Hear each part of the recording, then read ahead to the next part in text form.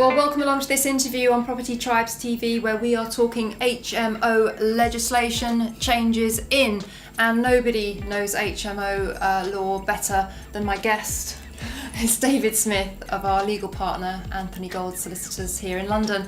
David, so much going on in the HMO arena. Government really has HMOs in their sights, and I think the first thing, obviously, is the changing definition of an HMO and what requires a licence.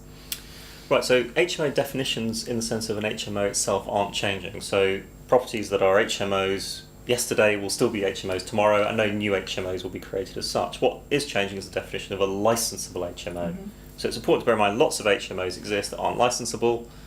More HMOs will be licensable once these changes come into force. So the government's proposal, and it is still theoretically a proposal, but it's looking pretty set now and is likely to come into force as early as October 2018, is that at the moment mandatory licensing applies to large HMOs of 3 or more stories which also have 5 or more occupiers. That's going to be changed so that mandatory licensing will apply to HMOs with 5 or more occupiers regardless of the number of stories. Mm-hmm. Now on top of that, we will still have additional licensing schemes operated by local authorities. Some of those additional licensing schemes, of course, are going to be walked all over by mandatory change in mandatory licensing and will cease to effectively exist, and people will be cross-decked from one to the other. Some local authorities that don't have any additional licensing schemes at all will end up licensing a lot more property. So landlords with a non-licensable HMO that is going to become licensable by new regulations, which, as you said, you believe is coming in October 2018, how's this going to change for them in terms of they set their business up on the basis that it was non-licensable? It's kind of changed the ball game a little bit, hasn't it? Yeah, it will have changed the ball game a little bit, and in fact that was the intention. The government was perfectly well aware that landlords were deliberately skating just below the threshold, so buying 2-storey properties with 5 occupiers rather than the 3-storey properties. Some of those landlords are fine, they're not doing anything wrong.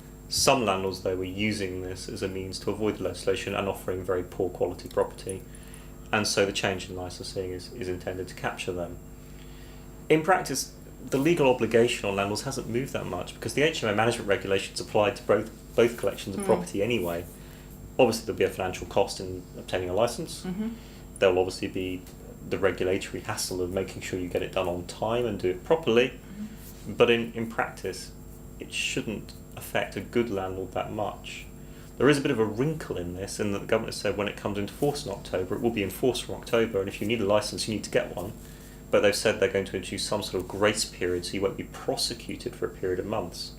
But the irony in that is that you can't serve a Section 21 notice if you haven't applied for an HMO licence either, and the government's not introducing a grace period for that. So in practice, landlords should either serve Section 21 notices and remove tenants beforehand if they want to change the structure of their properties, or they need to crack on and make a licence application, notwithstanding any putative grace period that's being offered by the government.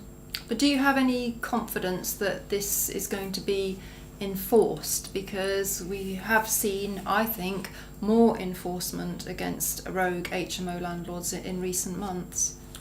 Well, the government's pinning its hopes in relation to enforcement on the new civil penalty requirement. Mm-hmm. So local authorities will no longer be prosecuting as aggressively. Potentially they will be using civil penalties instead. Mm-hmm. And because they get to keep that money themselves, the idea is that will become self-funding. And that's up to £30,000. And that's up to £30,000 for a breach. Obviously, it's a variable figure. Just because you don't have an HMO licence, if you own up and get yourself sorted, you probably won't be fined £30,000. But obviously, there's likely to be an increase in enforcement in some areas, and some local authorities have already started down that road. So, yeah, if you're in breach of the law and think you can get away with it, then the chances are you probably can't. Mm. Now, let's move on to changes in minimum room size, which is a separate piece of legislation. For landlords that have rooms that are too small and don't meet the new criteria, if you wouldn't mind explaining what that is, what do they do? Yeah. So at the moment, and this will continue, local authorities have to assess a property for the number of people occupying it and decide whether it's suitable. Now, as part of a wide range of things, they tend to assess the size of bedrooms. Local authorities often have, or try to have, very fixed room size standards that they seek to promote, but that's not legal. They can't do that. They can have guidance about what they think is an appropriate room size, but they must apply that guidance flexibly. So just because I say that an 8 square metre bedroom is the minimum, that's not taking into account the fact that bedrooms and properties are different. If the only thing my property has is 5 8 square metre bedrooms and a kitchen, which is quite small, that's a world of difference from a property with a load of 7.5 square metre bedrooms, but then which also has a great big sitting room and a TV room and a large kitchen. The two things are just not comparable, even though the room sizes are slightly different. One's a lot nicer. One is kind of a bit prison cellish, really. So there's a world of difference there. What the government is intending to do is introduce a floor standard, and they are describing it as that there is a danger, there will be a bit of a race to the bottom here, which says that rooms with less than 6.52 square metres of floor space cannot be used at all as bedrooms. And new licences that are issued once this comes into force will have a condition on them that says that rooms that are less than 6.52 square metres cannot be used as bedrooms. So if you already have a licence which is allowing your use, you can carry on, but when your licence is renewed, you will not be able to carry on as you are. If you have not yet got a licence and need to get one, then you're not going to get it in respect to those 6.52 square metre rooms. Now, this is quite significant in terms of the income generated by an HMO, because some landlords may find that some of the rooms are too small to qualify as bedrooms and they won't be able to rent them out as an individual bedroom, and then their income's going to drop. Yep, there is a real problem there. It would have been more helpful if you could lump 2 rooms together and get a total of 6.52, but that's not currently how the things are drafted. So any room that's less than the figure will be knocked out. And for some property, that could be potentially quite severe. So landlords should be rethinking whether their properties are going to be economic without these rooms taken out. They might need to remodel them. And really, I would start thinking about doing that now, unless you already have a licence that will carry you across that period. If you don't and you were to get one now, that might be a smart move. Hint, hint. Yes, so if you haven't got a licence, you might want to apply for it before the new standard comes in. But it is something people need to take seriously. And in all of this, we should also bear in mind, of course, that banning orders are now on the cards. The regulations are passed. They may well even come to force again, probably into force as well, either as soon as April, probably by October.